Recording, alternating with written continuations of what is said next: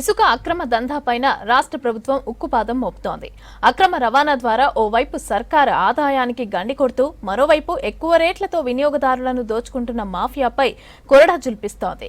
ఇటీవల మైనింగ్ శాఖ మంత్రిగా బాధ్యతలు చేపట్టిన వివేక్ వెంకటస్వామి శాండ్ మాఫియాపైన మరింత ఫోకస్ పెట్టారు. నిబంధనలు పక్కాగా అమలు చేయాలని ఆదేశించారు. దీంతో ఇసుక అక్రమ రవాణాతో పాటు ఓవర్లోడింగ్, జీరో అదనపు వసూళ్లు ఆగిపోయాయి.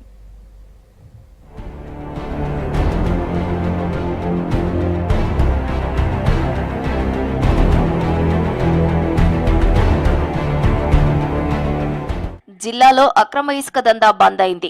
మంచిర్యాల జిల్లా చెన్నూరు నియోజకవర్గంలో రెచ్చిపోతున్న శాండ్ మాఫియాకు బ్రేక్ పడింది. మంత్రి వివేక్ వెంకటస్వామి చెన్నూరు ఎమ్మెల్యేగా గెలిచిన తర్వాత నియోజకవర్గంలో విచ్చలవిడిగా సాగుతున్న ఇసుక అక్రమ రవాణాపై స్పెషల్ ఫోకస్ పెట్టారు. గతంలో పనిచేయకుండా ఉన్న సీసీ కెమెరాలను వినియోగంలోకి తీసుకొచ్చారు. ప్రైవేటు కాంటాలను బంద్ చేసి రీచ్లలో ఉన్న ప్రభుత్వ కాంటాలను పునరుద్ధరించారు. టీజీఎండీసీ, మైనింగ్, రెవెన్యూ, పోలీస్ సిబ్బందితో నిఘా ఏర్పాటు చేశారు. లారీలో నిర్ణీత పరిమితికి మించి ఇసుక తరలిపోకుండా పగడ్బందీ చర్యలు చేపట్టారు. దీంతో ఓవర్లోడ్, జీరో దందా పూర్తిగా కంట్రోల్ అయింది.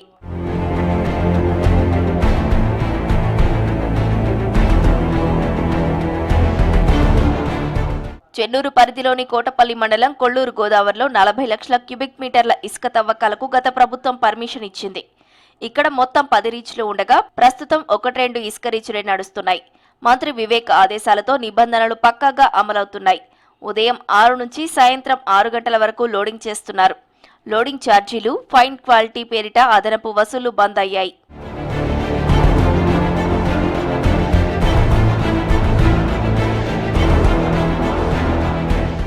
గత బీఆర్ఎస్ ప్రభుత్వ హయాంలో రాష్ట్రంలో ఇసుక దందా యథేచ్ఛగా సాగింది. మంచిర్యాల, పెద్దపల్లి, కరీంనగర్, రాజన్న సిరిసిల్ల, జయశంకర్ భూపాలపల్లి, భద్రాద్రి కొత్తగూడెం, మహబూబ్ నగర్, నాగర్ కర్నూలు జిల్లాలోని గోదావరి, మానేరు, కృష్ణా నదుల్లో విచ్చలవిడిగా ఇసుక రీచ్లకు అప్పటి ప్రభుత్వం పర్మిషన్లు ఇచ్చింది. పింక్ పార్టీ లీడర్లు, పలువురు ఎమ్మెల్యేలు, మంత్రులు తెరవెనుక ఉండి శాండ్ మాఫియాను నడిపించారనే విమర్శలు ఉన్నాయి. సంబంధిత శాఖల అధికారులు నెలవారీ మామూళ్లకు ఆశపడి అక్రమ రవాణా విషయంలో చూసి చూడనట్టు వ్యవహరించారని, ఈ దందాతో సంబంధం ఉన్న వాళ్ళంతా 100 కోట్లకు పడగలెత్తారనే ఆరోపణలు ఉన్నాయి.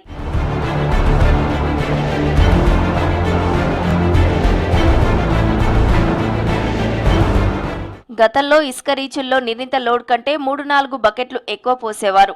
ఒక్కో బకెట్కు 1500 నుంచి 2000 రూపాయల వరకు చొప్పున లారీకి 4000 నుంచి 5000 రూపాయలు తీసుకునేవారు. ఫైన్ క్వాలిటీ శాండ్కు 5000 వరకు అదనంగా వసూలు చేసేవారు.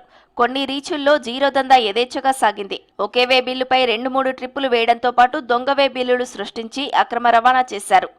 రీచుల్లో సీసీ కెమెరాలు ఉన్నా పనిచేయలేదు. టీజీఎండీసీ కాంటాల్లో కాకుండా బయట ప్రైవేటు కాంటాలపై వేయింగ్ చేస్తూ అక్రమాలకు పాల్పడ్డారు. మరి బీఆర్ఎస్ నాయకులు మరి ఇసుక రవాణా అక్రమంగా జరుగుతుందని మరి కల్లబొల్లి మాటలు చెప్తున్నారు. బట్టగాల్చి మీద వార్చే విధంగా మరి బీఆర్ఎస్ నాయకులు మాట్లాడుతున్నారు. కానీ ఎక్కడ కూడా ఇసుక అక్రమ రవాణా కొనసాగుతలేదు. ఈ చెన్నూరు నియోజకవర్గం ప్రజలందరూ కూడా గమనిస్తున్నారు. గతంలో బీఆర్ఎస్ ప్రభుత్వం ఉన్నప్పుడు ఎట్లా ఇసుక రవాణా చేసిందో, ఎట్లా ఎంత అక్రమ ఇసుక రవాణా జరిగిందో అందరికీ తెలుసు. మరి వివేక్ వెంకటస్వామి వచ్చినాక ఏది జరుగుతలేదని ప్రజలే అంటున్నారు.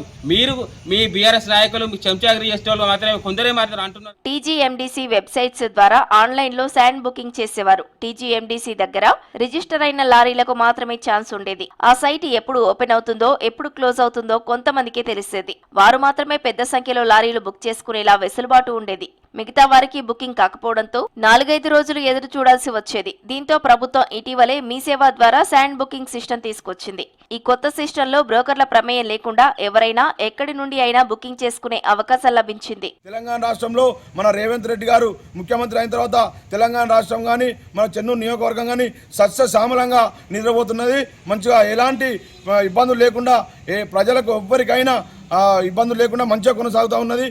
మంచి అభివృద్ధి పనులలో కానీ మంచిగా ఏది చూసుకున్నా కానీ మన కార్మికుల గురించి కానీ మన రైతుల గురించి కానీ ప్రజల గురించి కానీ దేంట్లోనైనా మంచిగా సస్యశ్యామలంగా మంచిగా కొనసాగుతుంటే వాళ్ళు చూసి ఎవరో లేక ఏదో ఒకటి నిందిస్తాను.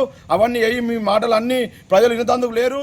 మంచిర్యాల జిల్లాలో ఇసుక అక్రమ రవాణాపై ఉక్కుపాదం మోపామన్నారు మంచిర్యాల జిల్లా కలెక్టర్ కుమార్ దీపక్. నిబంధనలు పాటించి అవసరం ఉన్నవారు ఇసుక తీసుకోవచ్చని చెప్పారు. అక్రమ ఇసుక దందాలు చేస్తే కఠిన చర్యలు తీసుకుంటున్నామని హెచ్చరించారు. మనం ఎక్కడైనా అట్లా అక్రమంగా ఇసుక జరుగుతుంది అంటే will take serious action. And కానీ గత సంవత్సరం అంటే 23 కంటే ఇప్పుడు 3 times 4 times అట్లా ఇసుక రవాణా అవుతుంది లీగల్గా అంటే ఖచ్చితంగా ఇలీగల్ శాండ్ రవాణా లేవు ఆర్ మినిమల్ ఉన్నాయి. దానికి కూడా మనం ఖచ్చితంగా ప్లగ్ చేస్తాం. ఇసుక అక్రమాలను అరికట్టేందుకు ప్రభుత్వం వివిధ అభివృద్ధి పనులకే కాకుండా ఇందిరమ్మ ఇండ్లకు ఫ్రీగా శాండ్ సప్లై చేస్తోంది. ముందుగా తహసీల్దార్ పర్మిషన్ తీసుకోవాలి. ట్రాక్టర్ లేదా లారీ నెంబర్తో తహసీల్దార్ టోకెన్ జారీ చేస్తే లోకల్ వాగులు, నదుల నుంచి ఫ్రీగా అవసరమైన ఇసుకను తీసుకోవచ్చు. ఇక లోకల్ యూజ్ కోసం గోదావరిలో ముల్కల్లా, వేంపల్లి, సీతారాంపల్లి దగ్గర చెన్నూరు బతుకమ్మ వాగు, నెన్నెల మండలంలోని కర్జీ వాగుల్లో 5 రీచ్లను మైనింగ్ డిపార్ట్మెంట్ నిర్వహిస్తోంది. మన ఇసుక వాహనం సైట్ ద్వారా ఎవరైనా శాండ్ బుకింగ్ చేసుకోవచ్చు. దూరాన్ని బట్టి ఛార్జ్ వసూలు చేస్తున్నారు.